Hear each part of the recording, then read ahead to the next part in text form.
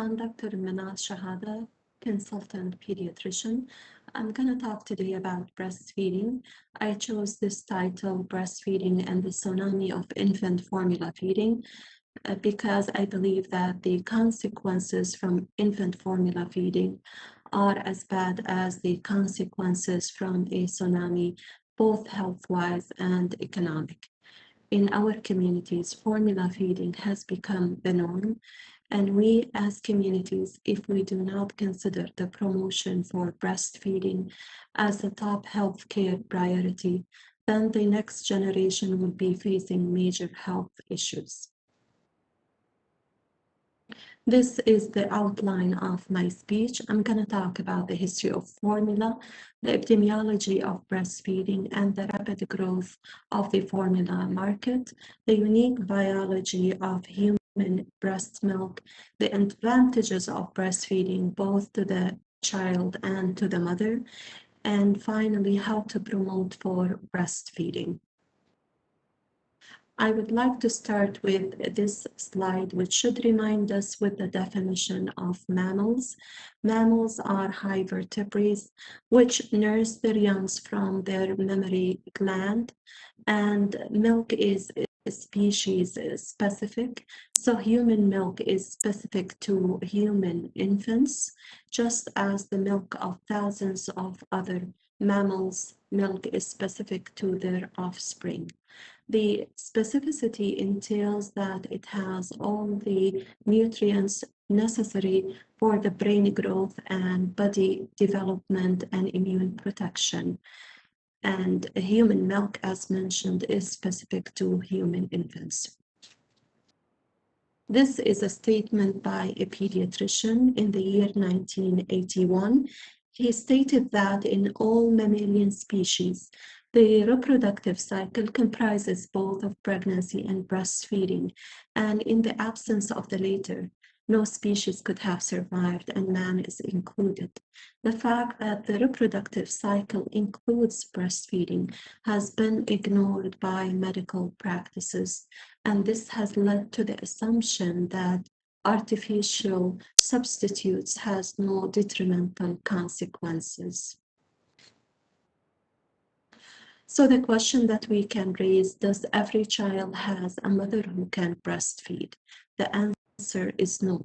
Prior to modern medicine, almost 1 in 100 women died during childbirth, and there is rarely some women who cannot produce enough breast milk. So what happened to those children prior to the invention of formula? Families who could afford it, they provided wet nurses, which was a respected profession. Others used the goat's or donkey milk, and others gave the infant the pap, which is bread and water mush. And no wonder why the mortality rate was high during that era. So it's estimated that in the early and late 18th century that only 2 among 3 children who were not breastfed lived to see their first birthday. Liebig was the first formula made. It was launched in the year 1857. It was made out of cow's milk, wheat flour, malt flour, and potassium bicarb as a preservative. It was made after rigorous scientific work by Liebig, who was a scientist pharmacist. Liebig had good intentions. He wanted to provide alternative nutrition for babies who lost their mothers during childbirth. But soon the appeal for formula spread even beyond women who could not breastfeed. And the formula market took over. They made the bottles, they made the nipples, and they started advertising to the formula in a way that made it seem similar to breast milk or even better. The advertisement on the right side describes breastfed formula-fed babies as happy children with cheery cheeks. But people have recognized that formula feeding was associated with increased death rate. This is a poster which was used in the year 1918 to educate parents about the value of breastfeeding. It shows 1 grave for a breastfed baby and 7 graves for a formula-fed baby. And it samples the observed increased mortality or death rate among formula-fed babies. And the statistics during that era supports the observation. This table shows the mortality rate among formula-fed babies and compares it to the mortality rate among breastfed babies. It includes different towns and countries during the late 19th century and early 20th century. For instance, in Berlin, Germany, the mortality rate among breastfed babies was 5.7, while it was 37% among artificially fed babies, and so on. The concern about artificial or alternative nutrition was there even from before. So during the year 1545, the Book of Children stated that if children be fed the milk of sheep, then their hair will be soft as that of a lamb. But if they were fed the milk of the goat, then their hair will be coarse. And later on, we have discovered that goat's milk was associated with low folic acid, and cow's milk was associated with low calcium level, which led to convulsions and seizures. By the early 20th century, it was obvious that cow's milk was the best animal milk base to work with, but has to be modified in a way to make it more safe and palatable. So lots of modifications were made to the formula to make it more safe. Those are some of the changes done during the late century. So in 1915, the animal fat was removed from the formula and it was replaced by vegetable oils. The year 1920 represents the year of formula industry birth, where mass production of formula was made on commercial basis. In 1935, they diluted the protein content of the formula. And in 1959, they added the iron, the minerals, the vitamins, and they adjusted the calcium phosphorus ratio. In 1960, the renal or the kidney solute load was considered. In 1962, they adjusted the whey casein ratio. So all the initial changes were made to match the basic composition of human milk. But later on, they discovered some substances in human milk that are essential for the cognitive function, and they were not added to the formula. So they started adding them. So in 1984, they added the taurine. And in 1990, they added the nucleotides, and in the early 2000s, they added the long-chain polyunsaturated fats. All of those changes to improve the cognitive function. Lots of modifications were done to the formula, and this has made the scientific media believe in the formula. This is a statement by the American Academy of Pediatrics supporting formula feeding in the year 1984. It stated if there are benefits associated with breastfeeding in populations with good sanitation, nutrition, and medical care, then the benefits are modest. This, in addition to other reasons, made formula feeding become the norm. This is the first global map of breastfeeding prevalence. It was published in the Lancet Breastfeeding in 2016, and it includes the data from 153 countries between the year 1995 and the year 2013, and it shows the rate of breastfeeding at the age of 1 year. The overall rate of breastfeeding at 1 year was 37%, and the countries with dark green color have high prevalence. Countries with light green color have low prevalence, and countries with the white color have prevalence less than 1%. It is obvious that certain African countries and Southeast Asian countries and Latin American countries have a prevalence reaching the 80s. And in developed countries, the prevalence of breastfeeding is less than 20%. And in the United Kingdom and the Kingdom of Saudi Arabia, breastfeeding prevalence or rate is less than 1% at the age of 1 year. The formula market is large and is growing. This also was published in the Lancet Breastfeeding in the year 2016. It shows that the global sales for formula in 2014 reached 44.8 billion US dollars, and it's estimated to reach 70.6 billion US dollars by the year 2019. So during the last 3 decades, lots of studies were done on the structure of human milk. And we have learned a lot. We'll go through the unique biology of human breast milk. So human breast milk is not only nutrition. It is, yes, a well-balanced and a perfect balance of nutrition, but it has more than proteins and carbohydrates and sugar and fat and vitamins and minerals.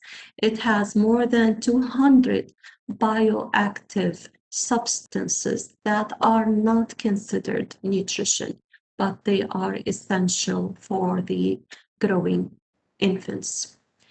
Human milk is specific to humans, and human milk is dynamic. So it changes in its structure during the feed and from feed to feed and throughout lactation.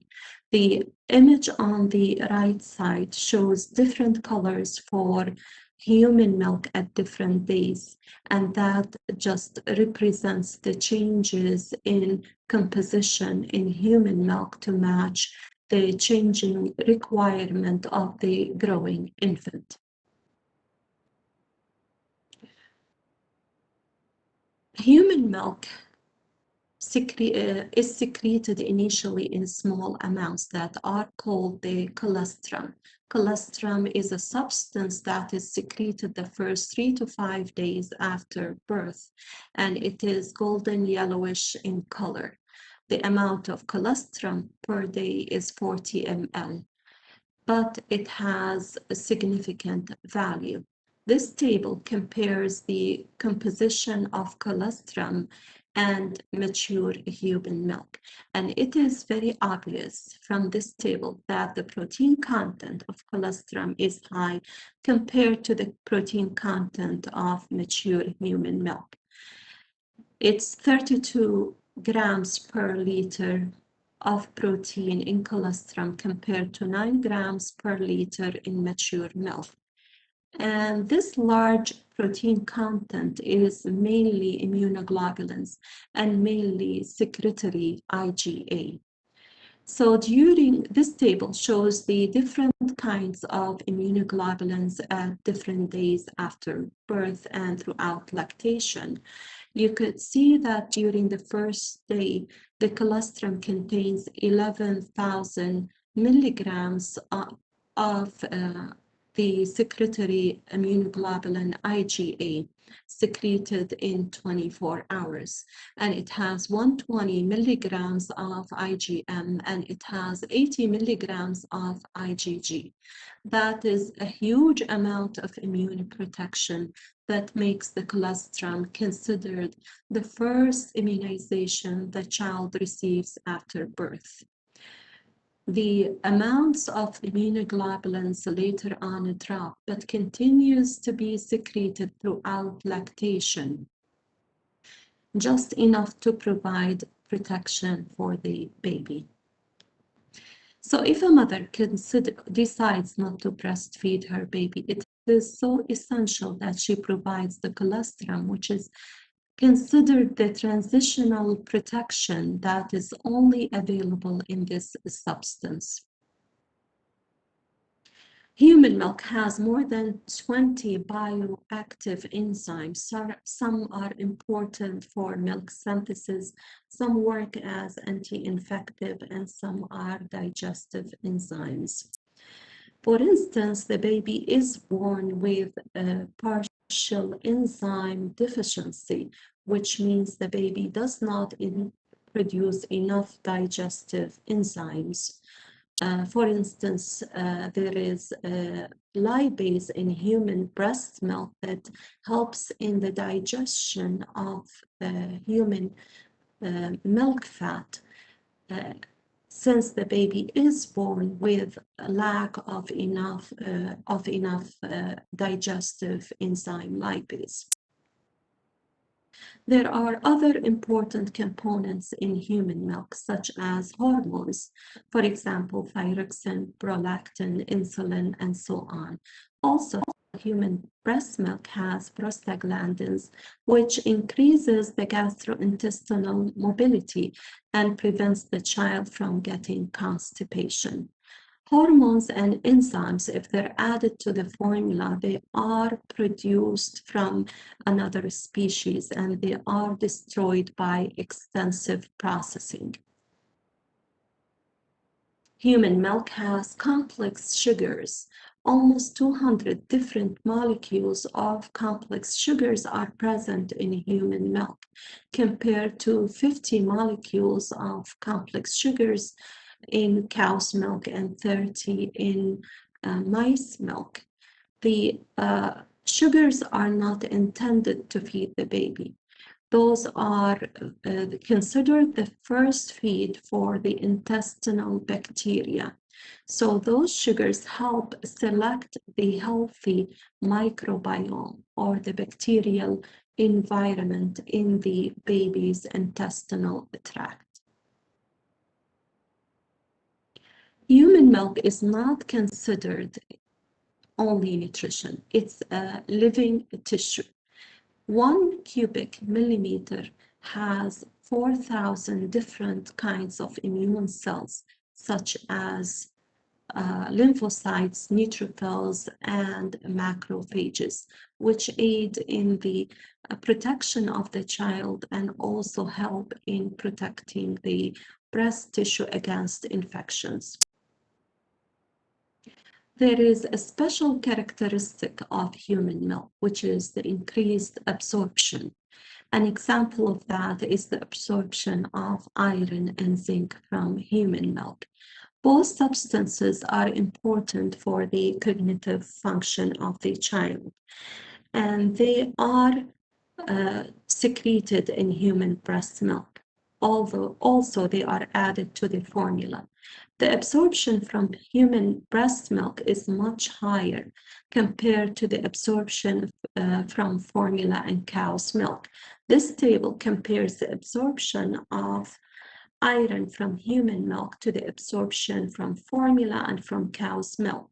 And it is obvious that iron is absorbed at a rate of 49% from human milk, while it is only 4% from formula fortified with iron and 10% from cow's milk, and similar to zinc. The increased absorption of iron from human milk is caused by the binding to lactoferrin, which is a complex protein found in human milk. This binding increases the digestion of iron and increases the absorption of iron.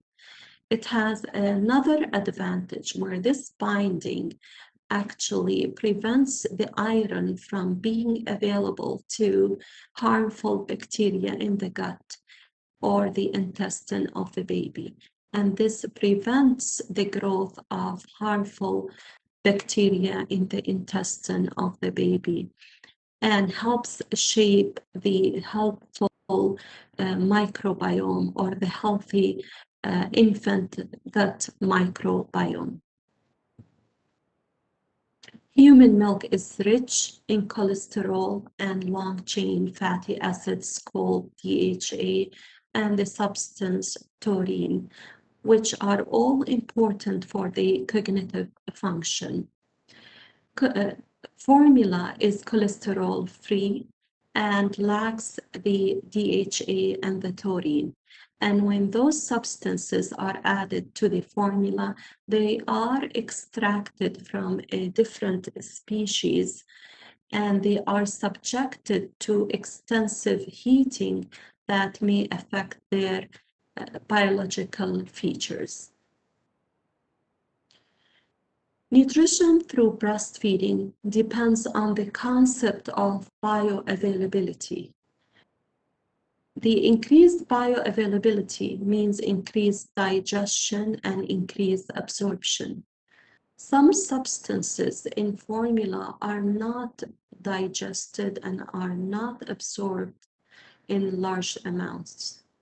So nourishment through breastfeeding depends on nutrient to nutrient interaction, whether it's a large molecule or a small molecule.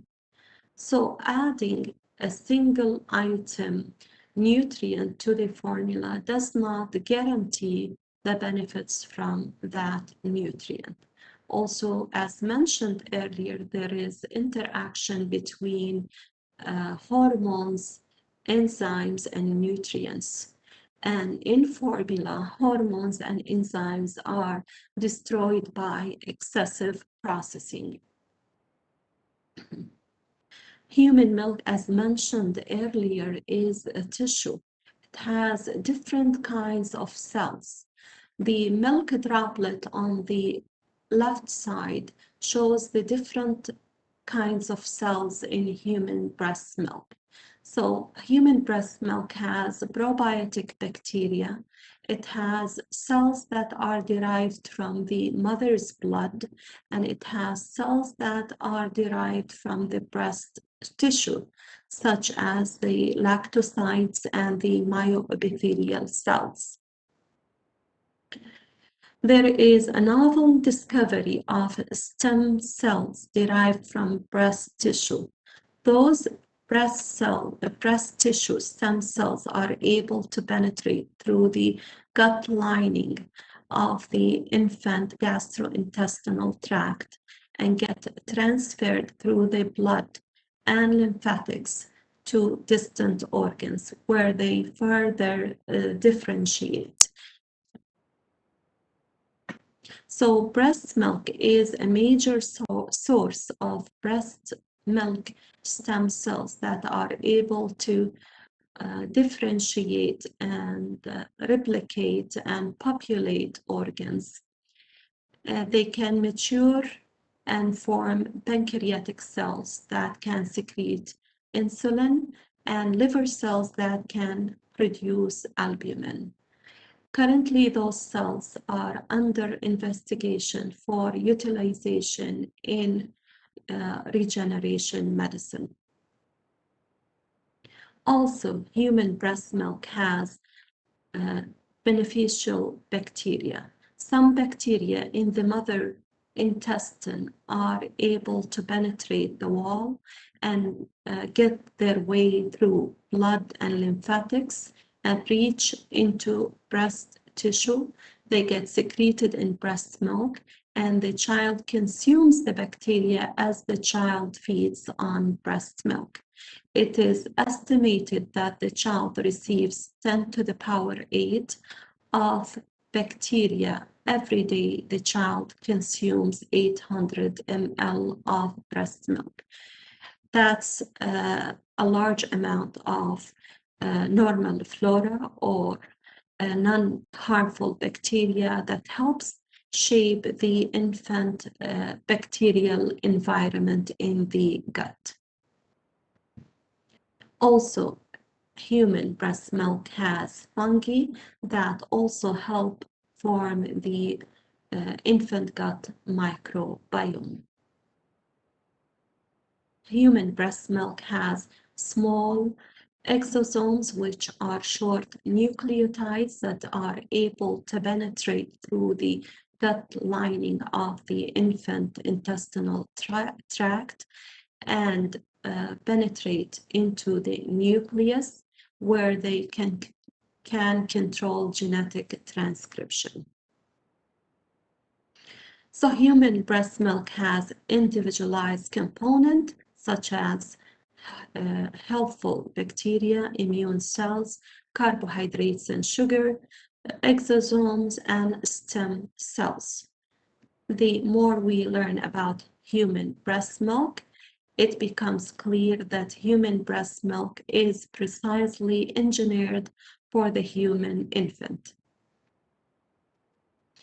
If a mother decides not to breastfeed her baby, then the baby not only loses the benefit of breastfeeding, but the baby is subjected to other risks, such as manufacturing error, mixing errors, overfeeding, and contamination.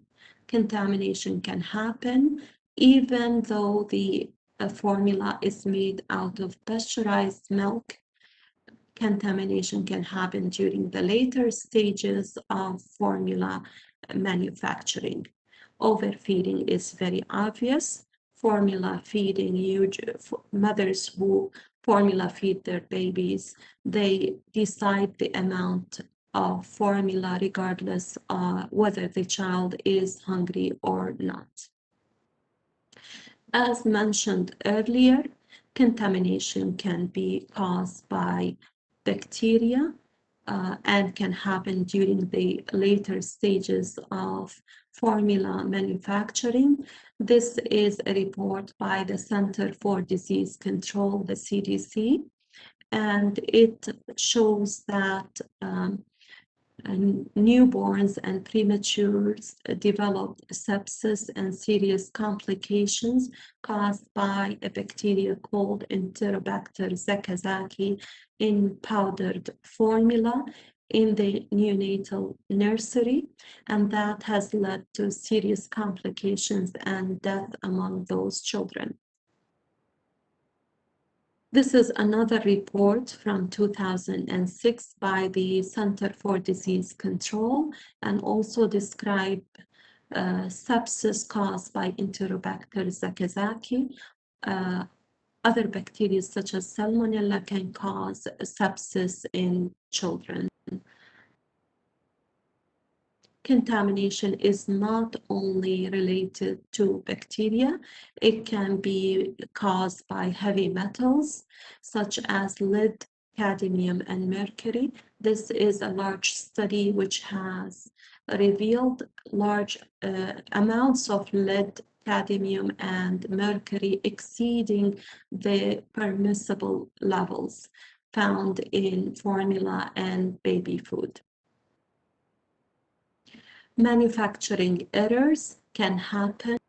This is a report from the year 2005 where formula lacked the vitamin thiamine, and that has led to encephalopathy or brain damage in babies who were fed that kind of formula. This is the 2008 China scandal where the plastic material melamine was added to the formula. The formula was adulterated to make it seem more dense. Children who fed this formula developed kidney complications, and thousands of them were admitted to the hospitals. So boosting breastfeeding rates in infants less than 6 months to 90% cuts down on the treatment cost of common children health problems such as diarrhea, chest infection, and asthma. And the estimated healthcare system saving is 2.4 billion US dollars in the United States and $223 million in China and 6 million US dollars in Brazil. Also, breastfeeding boosts the economy. It was found in one study, in a large study, that the IQ testing is higher among breastfed babies, and that leads to better academic achievement and stronger earnings in the future. It is estimated that the annual loss, global loss from lower cognitive function in 2012 was 302 billion US dollars, which is 0.47% of the global earnings. Breastfeeding has benefits to children. So promoting breastfeeding can save almost 820,000 child lives, most of them less than 6 months, and it can prevent half of the diarrheal episodes and 1/3 of chest infections. There are maternal benefits to breastfeeding. So breastfeeding decreases mother's chance of developing invasive breast cancer by 6% for each year of breastfeeding, and also it reduces the chances of ovarian cancer. Approximately 20,000 breast cancer deaths are prevented each year by breastfeeding, and improved rates could prevent another 20,000 deaths each year.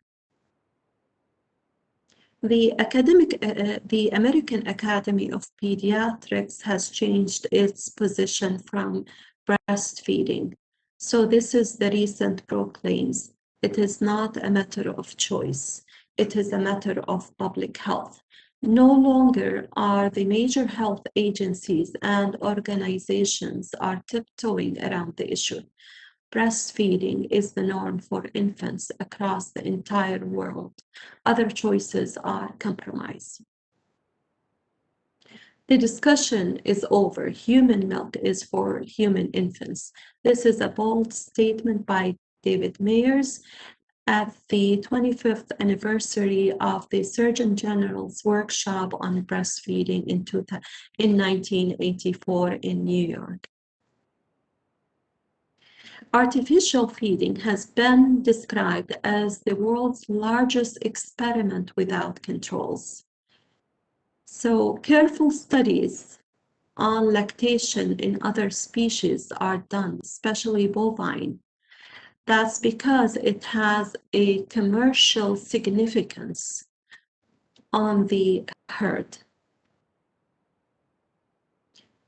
We have learned a lot about the value of breastfeeding, but breastfeeding is still not the norm in lots of communities. This lists some of the barriers of breastfeeding. Short maternity leave, up to 6 weeks, increases the odds of early stopping breastfeeding or even not initiating breastfeeding by 400%. The gaps in knowledge among healthcare providers leaves the mother with no clear information and no guidance.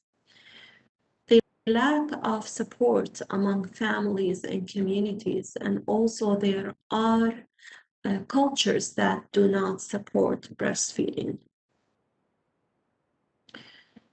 So we know the benefits of breastfeeding, whether the short-term or the long-term benefits on the babies and also on the mother. So how can we promote for breastfeeding? The initiative for breastfeeding promotion is a societal initiative. It's not an individual initiative. It needs multidimensional, multifactorial efforts. This is a conceptual model of an enabling environment for breastfeeding.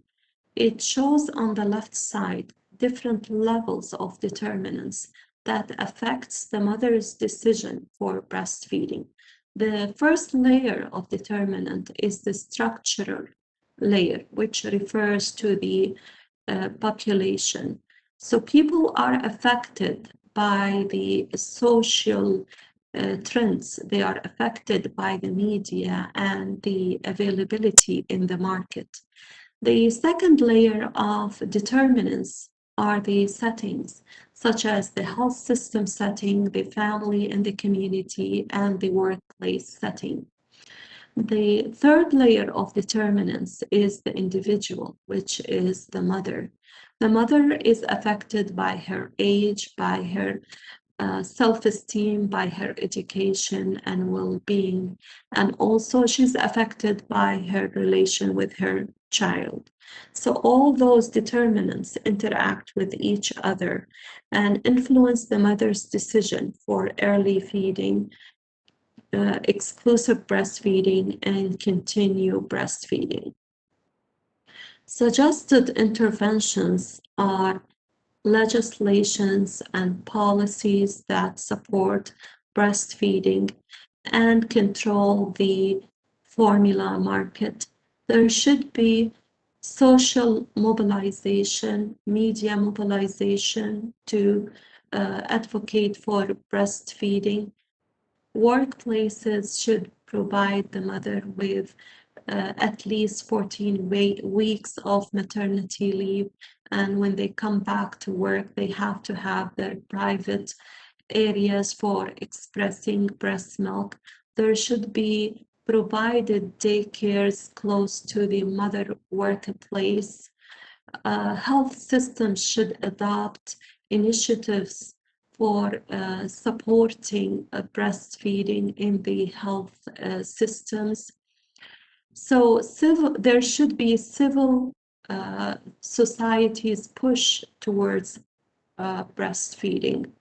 We should all call for an action and put the breastfeeding promotion priority on the top of our agenda. This study reviewed 20,000 papers and 300 studies, and it studied the effect of different interventions by different settings.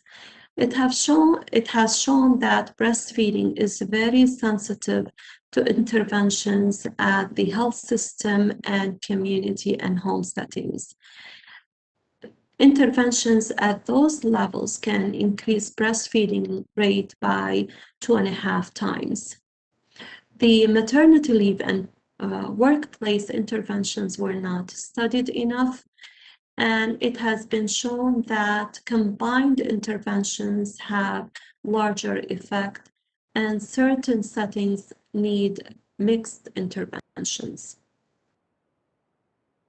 This is a statement by Katie Taylor. She stated that anyone who has breastfed knows it is liquid gold, and the scientific evidence for the many incredible benefits of breastfeeding are stronger today. She also suggested that what we need is a greater sense of urgency to create and provide and support environments for and provide support for environments that promote breastfeeding. Gabrielle Mistral is an educator who has received Nobel Prize. She stated that we are guilty of many errors and faults, but our worst crime is abandoning the child and neglecting the foundation of life. Many of the things we need can wait, the child cannot. Right now is the time his bones are being formed, his blood is being made, and his senses are being developed. To whom we cannot answer tomorrow, his name is today. Allah subhanahu wa ta'ala in Quran has associated breastfeeding with children honoring their parents in the future. Those are my resources for this presentation. Thank you for listening